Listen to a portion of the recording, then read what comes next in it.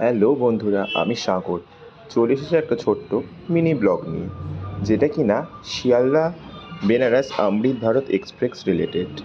হঠাৎ করে কাজের ফাঁকে ঠিক হলো বন্ধুরা মিলে দুদিনের জন্য বেনারস ঘুরে আসবো, কিন্তু টিকিট তো নেই। কি করব? সকালে টিকিট করার চেষ্টা করলাম, বাট হলো না। কিন্তু ইচ্ছে ছিল বাবার কাছে যাওয়ার। তো কি করব? হঠাৎ করে ঠিক হলো, চলো জেনারেল করেই চলে যাব।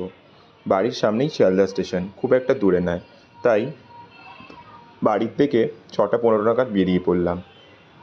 স্টেশন পৌঁছে গেলাম 6:30টার মধ্যে। এরপরে স্টেশন থেকে 300 টাকা দিয়ে একটা জেনারেল টিকিট কেটে নিলাম। এই অমৃত ভারত ট্রেনটি প্রতি সোম, বুধ আর শনি সন্ধে 7:30টার সময় শিয়ালদা স্টেশন থেকে ছেড়ে পরের দিন সকাল 7:20-তে বেনারস সিটিতে পৌঁছে দেয়। এর মোট 9খানা জেনারেল আর 8টা স্লিপার কোচ আছে।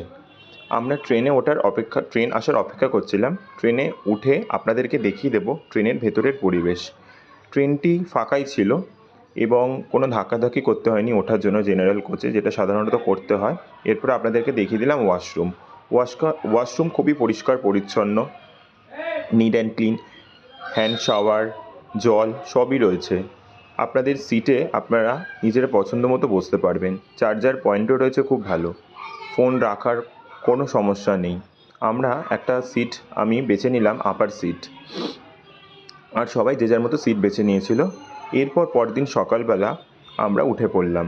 উঠে আমরা অপেক্ষা করছি বেনারস জাংশন কখন আসবে, কারণ বেনারস জাংশন থেকে এই ট্রেনটি যায় বেনারস সিটিতে। বেনারস জাংশন থেকে গদুলিয়া চকের ডিস্টেন্স খুব কাছে, আর সিটি থেকে গদুলিয়া চকের ডিস্টেন্সটা একটু বেশি। তো ট্রেন যখনই স্লো করলো বেনারস জাংশনে, আমরা ট্রেন থেকে নেমে পড়লাম। ট্রেন থেকে নেমে যখন বেনারস স্টেশনের বাইরে এলাম, জাস্ট মনটা শান্তি হয়ে গেল যে ফাইনালি আমরা চলে এলাম। যদি আপনাদের ভিডিওটা ভালো লেগে থাকে অবশ্যই লাইক কমেন্ট করবেন। যদি কিছু জানার থাকে কোশ্চেন করবেন, আমি অবশ্যই অ্যান্সার দেবো। থ্যাংক